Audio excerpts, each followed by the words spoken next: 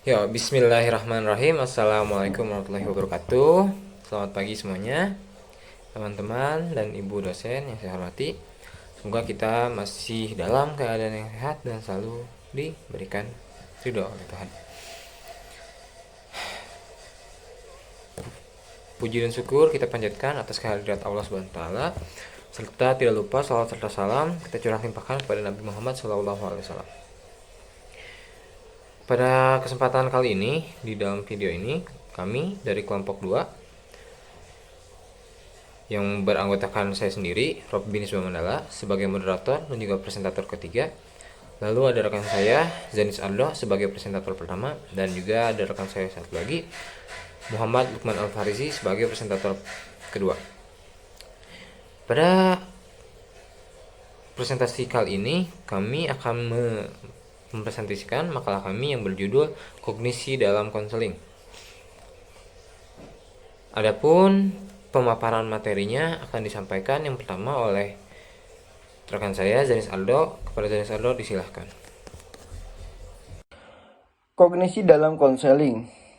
Yang pertama adalah sebagai pembahasannya, kognisi merupakan bagian dari intelek yang merujuk pada pikiran-pikiran, pemikiran, pengingatan, penghayalan, atau penciptaan, pengambil keputusan, dan penalaran bagaimana orang memandang satu kejadian, seringkali menentukan reaksi emosi dan kombinasi kognisi dengan emosi akan penghasilan respon perilaku. Sebagai konsekuensinya, walaupun dua orang mengalami kejadian yang sama, mungkin akan memberikan reaksi yang berbeda. Karena kognisi merupakan faktor dan mempunyai pengaruh terhadap perilaku, maka konselor akan terbantu apabila memahami kognisi dan dinamika dasarnya. Bagian ini akan membahas tentang refleksi dan elaborasi beberapa teori kognitif dengan maksud untuk lebih memperdalam isi dan kualitas kawasan psikologis dan implementasi bagi konsep. Asumsi-asumsi yang salah. Yang pertama ada asumsi kognitif atau hipotesis, keyakinan, dan konstruk dibuat oleh orang-orang yang mengandalkan membuat kesan mengenai hidupnya.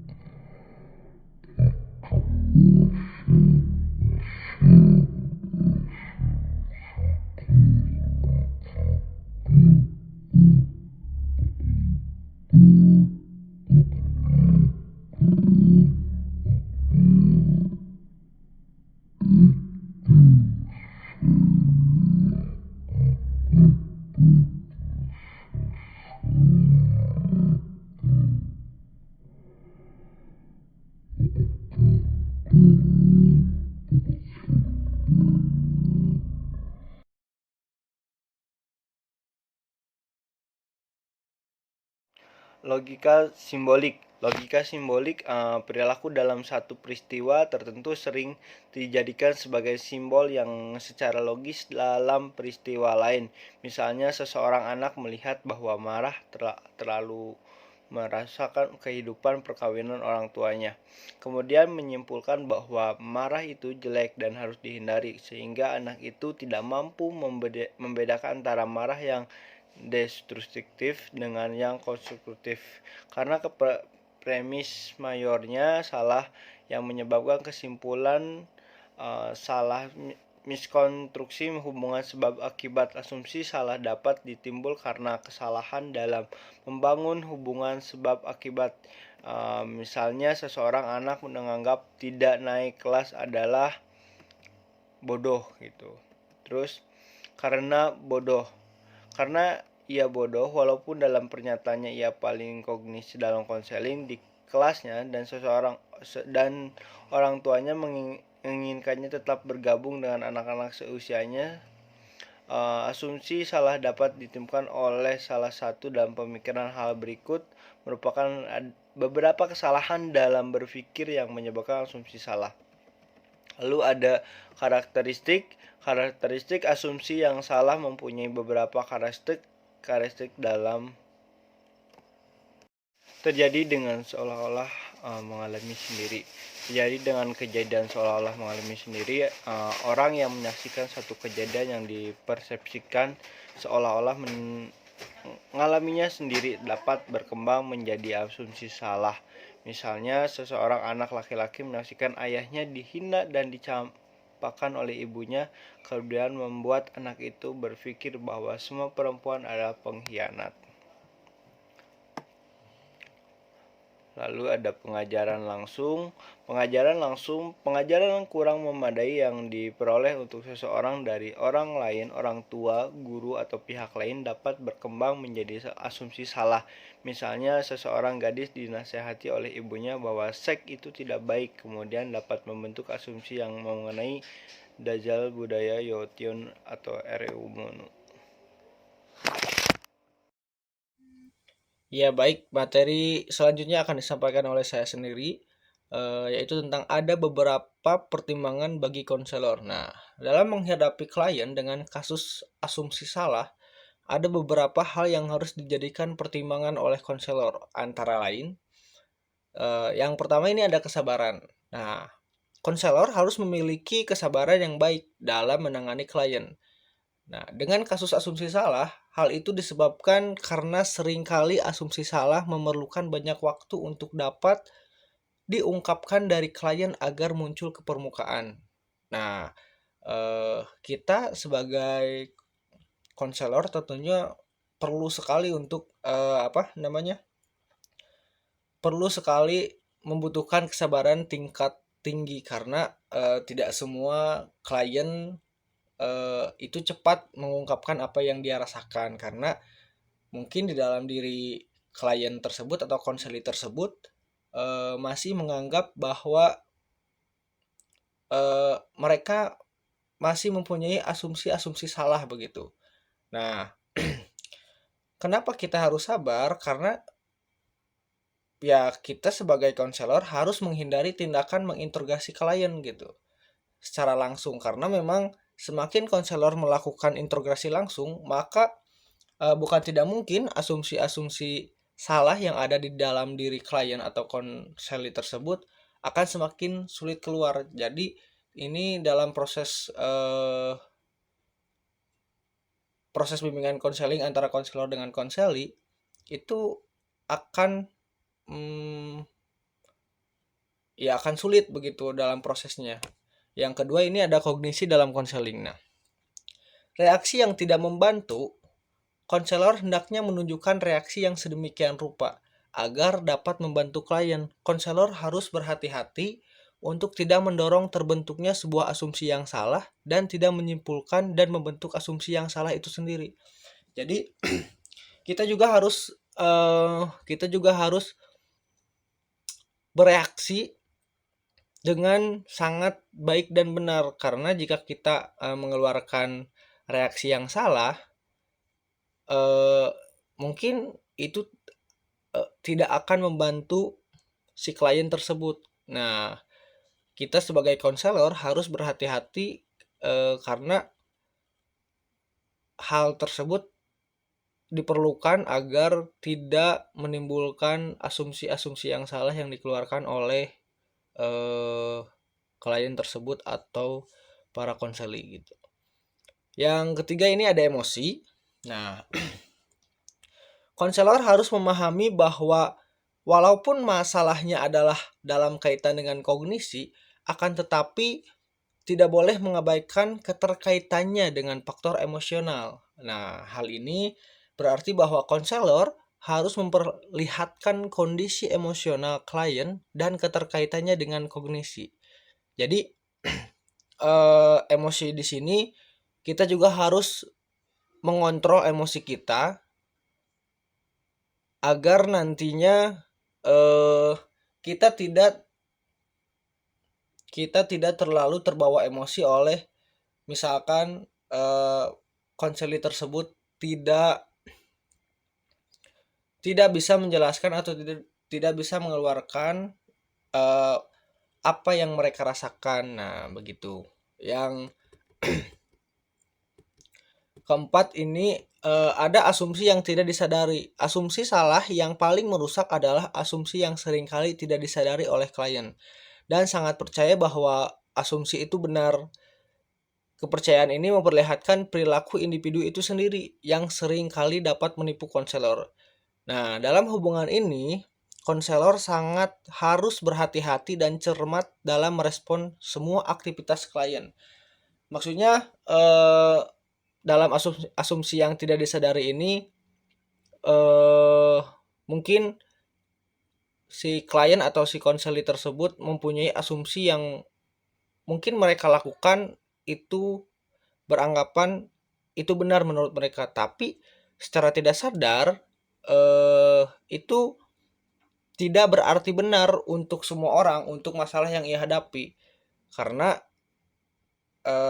kenyataannya apa yang apa yang kita anggap benar itu tidak selamanya benar di mata orang. Jadi kita juga harus berhati-hati dalam menghadapi klien yang seperti ini atau konselor yang seperti ini, karena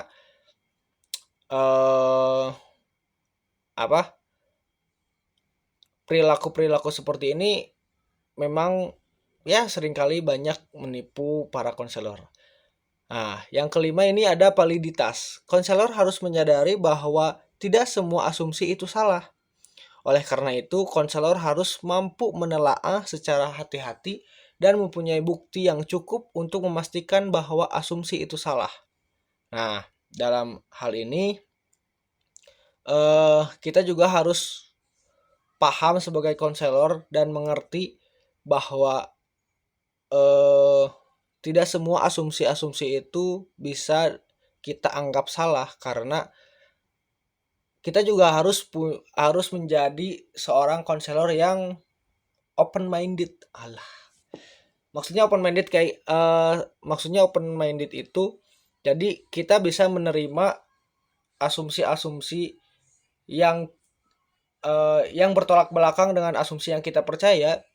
Hal itu bisa menjadikan kita asumsi sebagai tolak ukur. Jadi tidak terfokus pada asumsi yang kita percaya. Jadi kita bisa mengambil asumsi-asumsi yang ada pada diri klien. Jadi hal itu bisa menjadikan bahan evaluasi atau misalkan hal-hal yang lainnya. Yang keenam ini berbagi asumsi. Nah, dalam konseling bagi pengalaman bersama klien dalam hal kesamaan asumsi. Hal itu dilakukan oleh konselor dengan menunjukkan kesamaan asumsi itu kepada klien. Namun, konselor harus dapat menunjukkan bahwa hal itu salah dan harus diperbaiki. Dengan cara itu klien akan merasakan sikap empati dari konselor sehingga memungkinkan jalannya konseling menjadi lebih efektif begitu. Nah, kenapa kita harus berbagi asumsi? Karena kan mungkin di dalam diri konseli itu tidak semuanya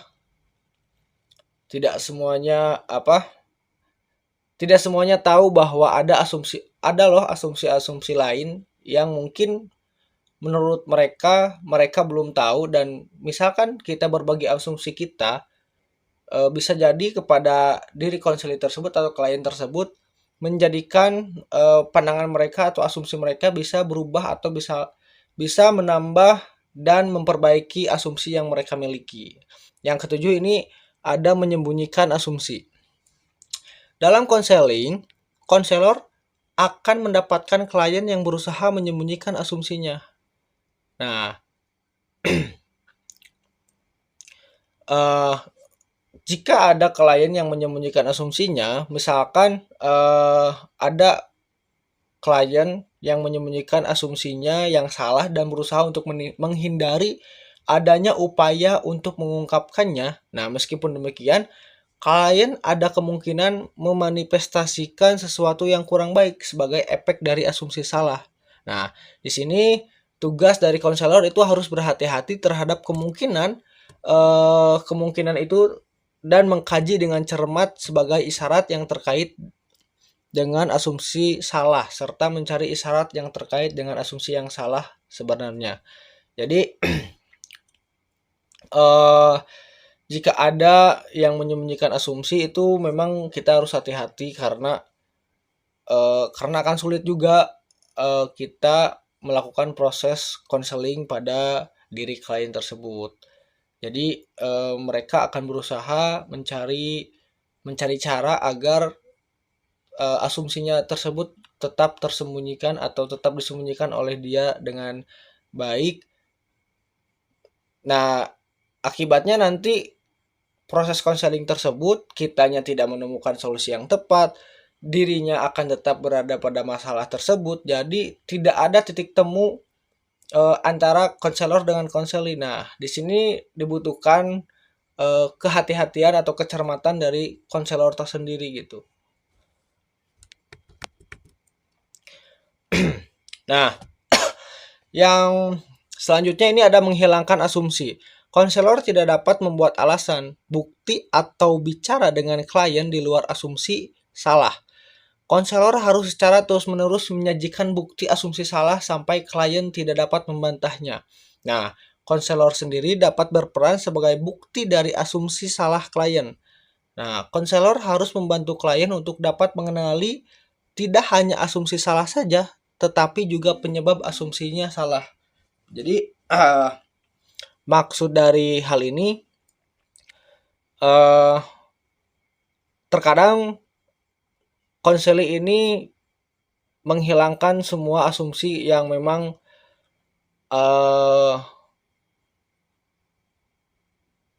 ya seperti itulah intinya. Nah, ketika ada konseli yang menghilangkan atau menghilangkan barang bukti gitu ya, barang bukti. Nah, kita juga sebagai konselor harus terus-menerus memberikan alasan, bukti, dan bicara ketika si klien tersebut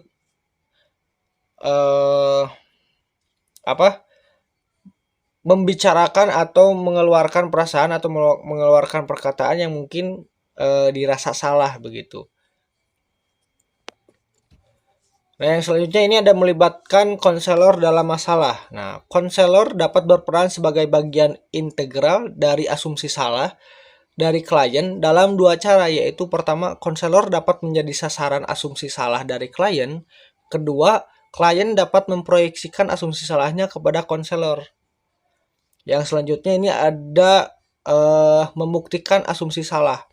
Klien dalam konseling dapat memanipulasi dengan membuktikan bahwa asumsinya benar. Dalam hubungan ini, konselor harus berhati-hati dan mampu mengajak klien agar tidak terpengaruh oleh keinginan klien. Peran konselor ialah mengajar klien bahwa tidak ada peristiwa yang tidak dapat dielakkan, yang menyebabkan bencana psikologis dan orang memiliki alternatif konstruktif untuk menghadapi peristiwa traumatik. Jadi, kita juga bisa atau klien itu dalam proses konseling dapat memanipulasi dengan membuktikan bahwa asumsinya benar. Misalkan ada satu anak yang datang kepada konselor, dia dengan asumsinya yang salah atau misalkan dengan mempunyai trauma-trauma yang memang sulit dihilangkan. Nah, terkadang dia memang bisa memanipulasi asumsinya meskipun asumsinya itu salah begitu. Jadi nantinya si anak mungkin akan mencari alternatif lain untuk menghadapi atau meredakan rasa trauma yang para klien terima begitu.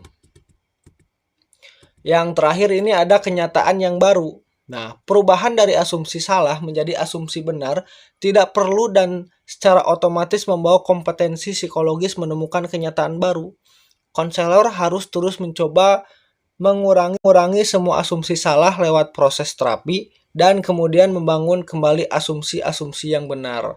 Nah, ketika kita sudah melakukan proses konseling dengan baik kepada konseli, terkadang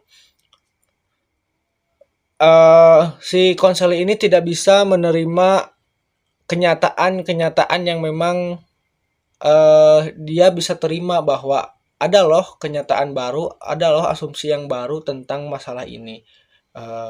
Nah, hal ini atau hal tersebut bisa kita lakukan dengan cara proses terus-menerus secara perlahan agar nantinya eh, asumsi yang mereka miliki dan jika mereka tidak percaya pada asumsi-asumsi lain, kita bisa menyadarkan bahwa ada loh kenyataan baru, ada loh asumsi baru yang bertolak belakang dengan asumsi yang mereka punya atau yang mereka percaya begitu. Mungkin penjelasan dari saya hanya dicukupkan sekian. Terima kasih.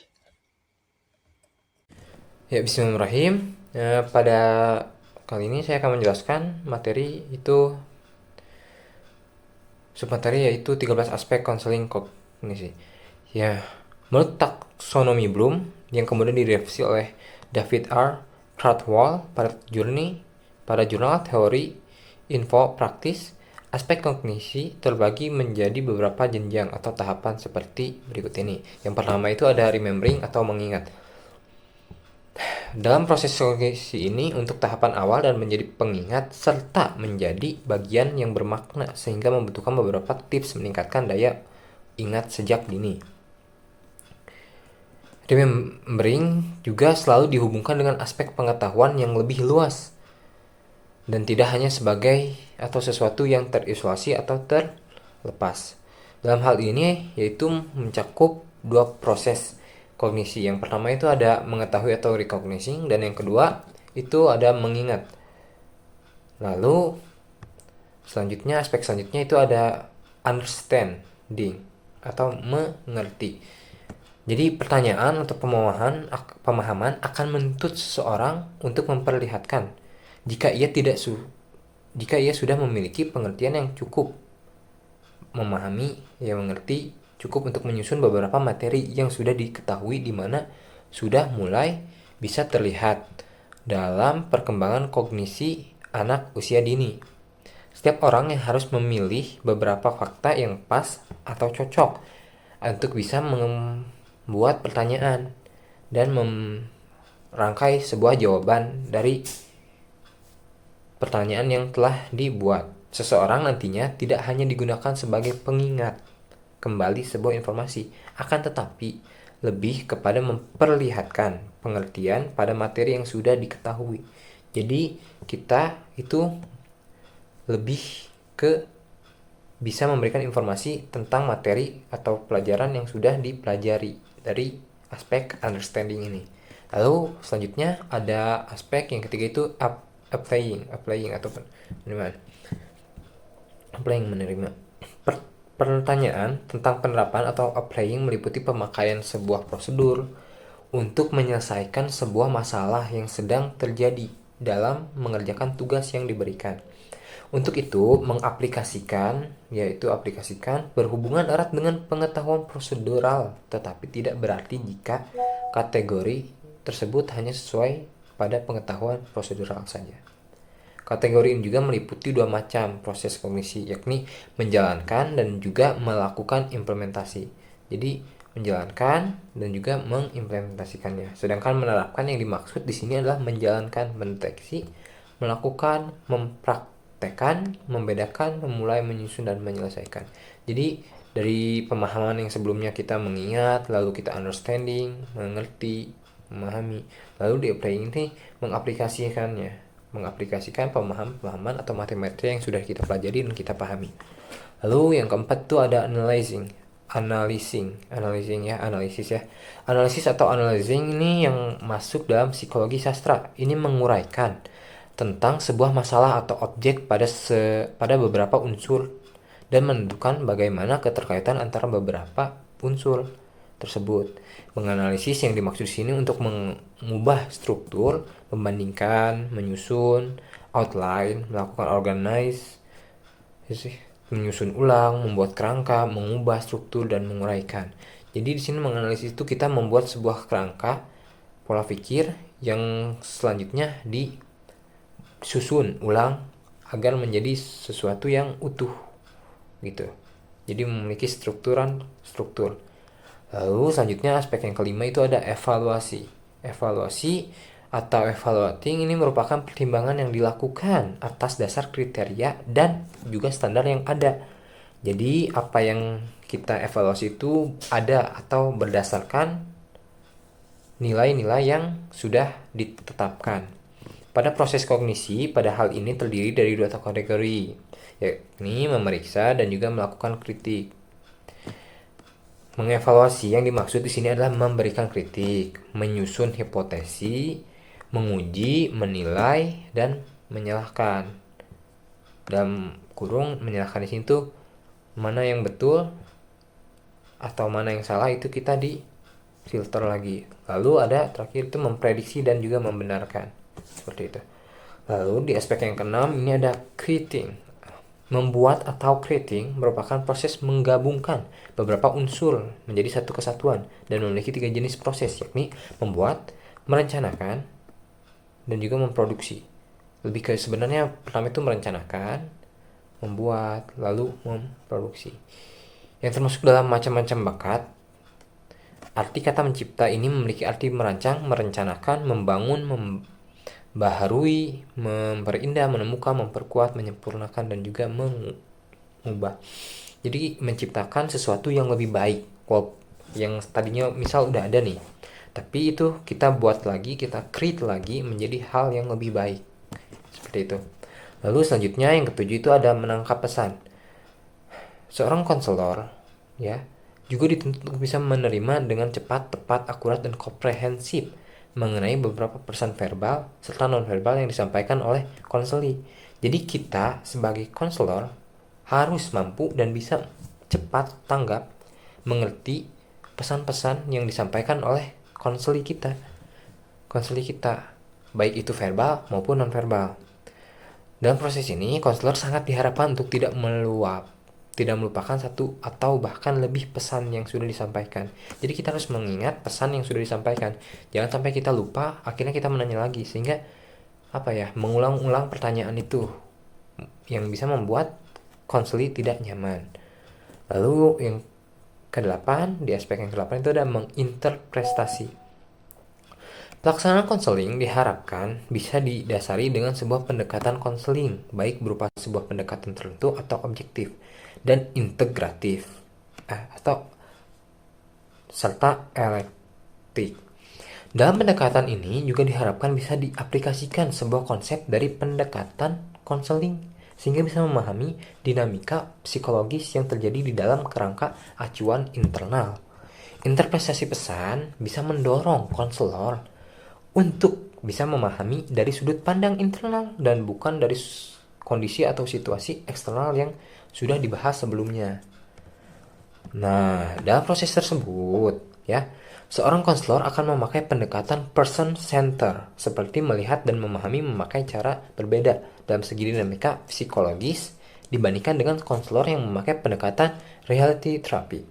Dalam tahapan ini, konselor juga diharapkan bisa mengintegrasikan antara pesan sehingga bisa didapat pola yang memiliki makna seperti yang terlihat dari perspektif pendekatan konseling tertentu.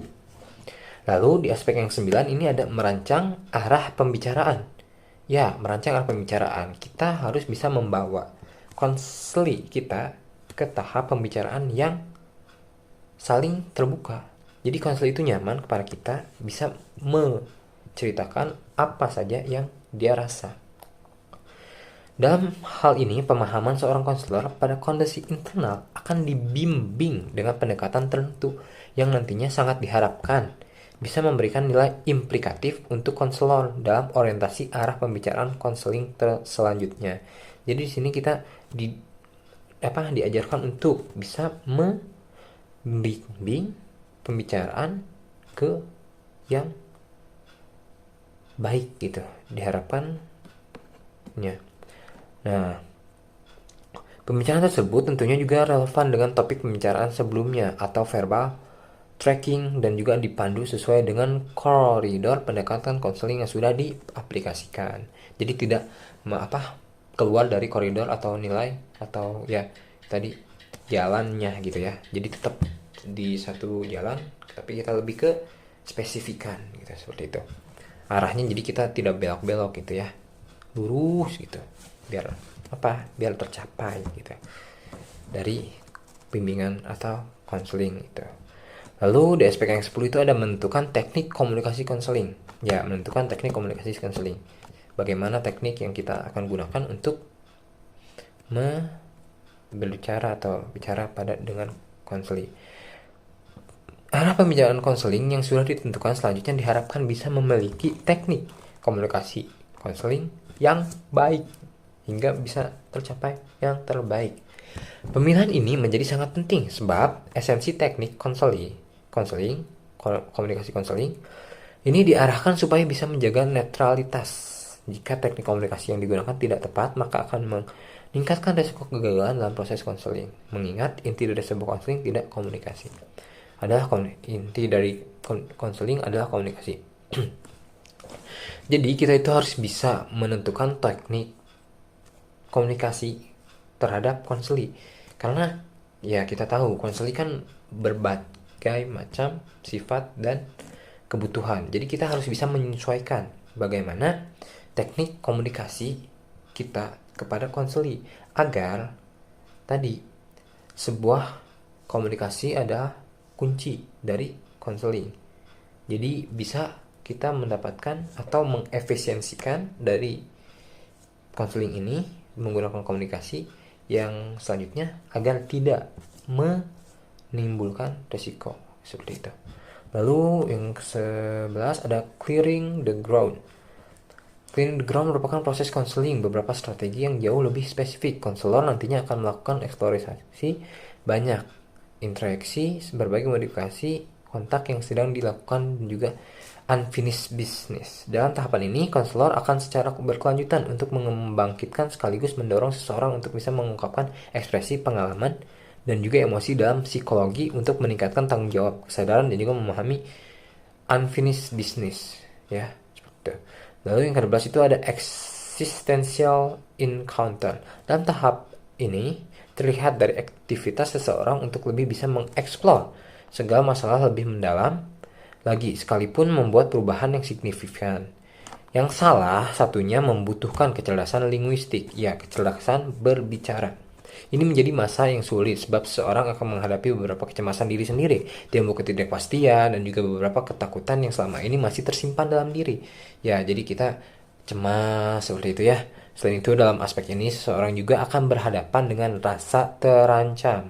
Jadi kita tidak aman, kita merasa tidak aman. Kalau dari yang Abraham Maslow itu ya, itu kita terancam atau kita tidak aman. Yang sangat kuat disertai juga dengan perasaan seperti kehilangan harapan untuk tidak hidup lebih mapan. Jadi kayak ibarat tuh pesimis, mudahnya itu katanya. Kalimat mudahnya pesimis.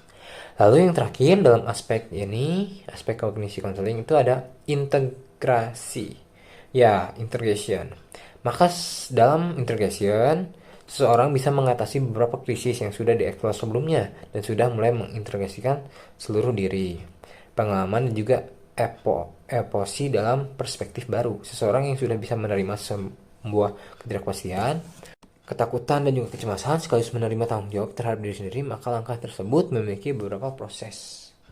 Ya, seperti fokus dalam pembuatan kontrak relasi yang cukup memuaskan, bisa membentuk kembali beberapa pola dalam bimbingan pemahaman dan insight yang baru, menerima tanggung jawab terhadap hidup, berhubungan dengan masyarakat serta komunikasi. Ya, serta komunikasi dengan cara meluas dan menerima kesempatan untuk menghasilkan makna yang baru. Ya, jadi dalam integrasi itu kita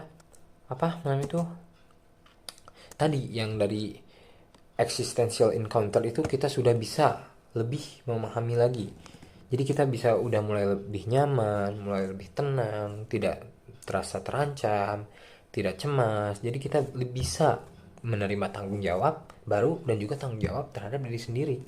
Yang selanjutnya memberikan insight atau pemahaman baru terhadap diri kita.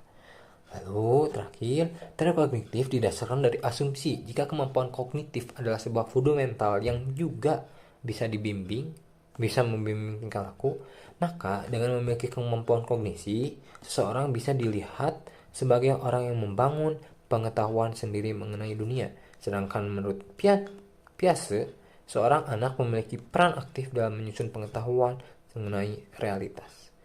Mungkin sekian dari penjelasan saya untuk video dan kesempatan kali ini. Selanjutnya saya kembalikan kepada moderator. Terima kasih.